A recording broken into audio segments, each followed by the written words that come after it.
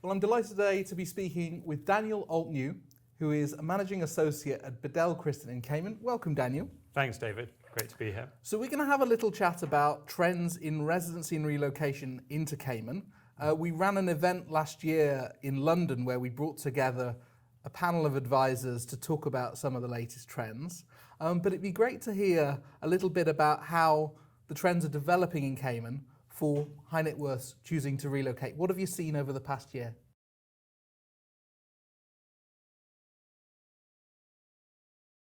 Well, as we know, the past few years, obtaining an alternative right of residence and, in some cases, citizenship, an ability to leave one country and settle in another, is becoming increasingly important for high net worth individuals, their families, family offices, and businesses. And as the world becomes ever more interconnected, so does the desirability and feasibility of making lifestyle choices about where to live and do business. Now, our clients are facing a growing number of global, personal, commercial, political risks, which really driving their desire to use the Cayman Islands residency programs as a tool to manage those risks. And thinking about their families, prioritizing quality of life, they're now considering the Cayman Islands as a place where they can take up residency and spend most or all of their time. Okay, great. And is there a way to kind of characterize the type of clients you might be advising? I mean, are they retiring and stepping away from a business, perhaps having sold a business, or still active and entrepreneurial?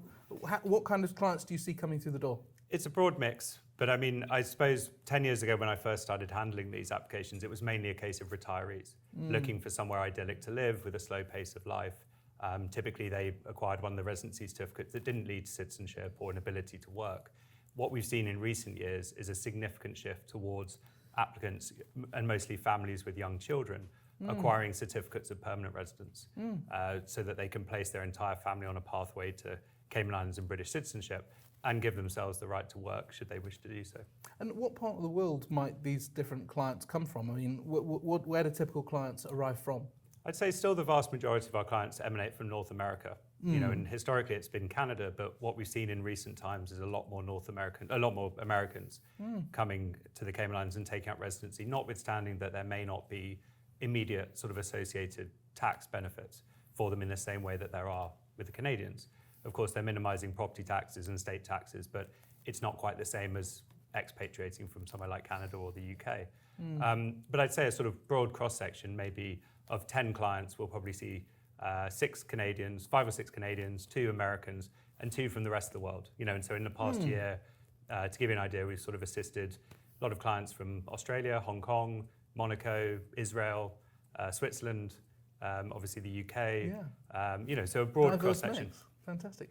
And those who are still economically active, I mean, what kind of sectors do they have their business in, or do they work in?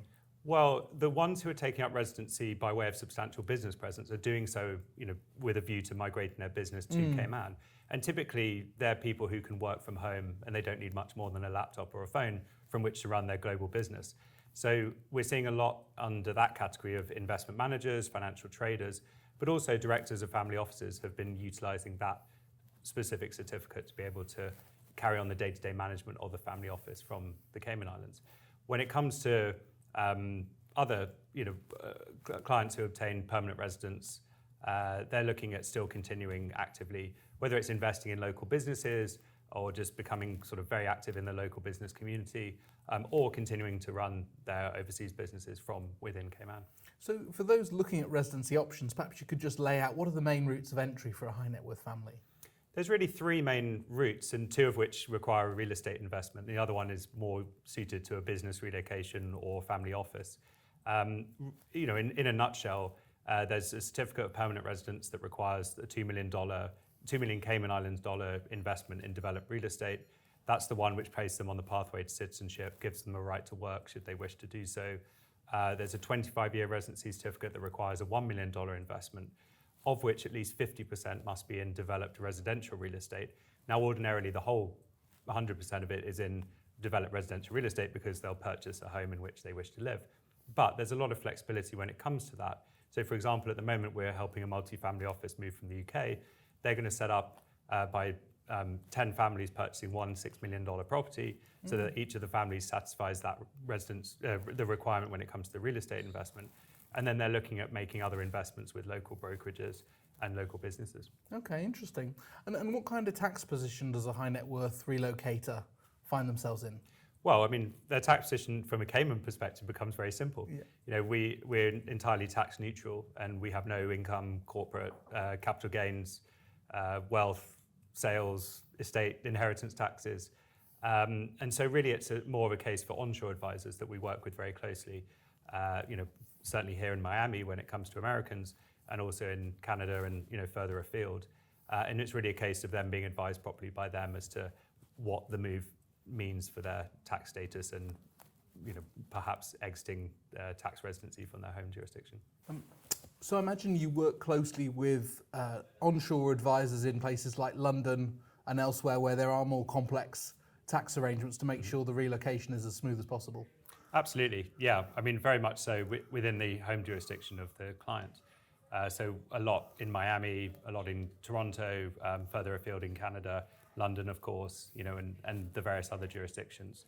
You know, it's imperative they get the right advice, and it's highly specialized advice. So, you know, our network of people that we work with on that side is very limited because they have to be, you know, highly specialized in that area. So we're here in Miami for the networking dinner tonight. Is this a place you come to regularly? Do you have, you know, key professional contacts based here? It is. I mean, until I moved to Cayman 10 years ago, it wasn't a place I think I'd ever been. But since living there, you know, we've come a lot, both, you know, on personal reasons, but also for business reasons. Yeah. And, you know, work very closely with a lot of advisors here who really truly understand, you know, Cayman's offering, but also are specialized in the areas that we require, you know, when it comes to onshore tax advice. And to help with that relocation and sort of exit immigration planning. Fantastic. Well, look, great to speak to you today. Look forward to seeing you at the dinner tonight. Thanks, David. Look forward to it. The latest technical content delivered through global conversations with professionals for professionals.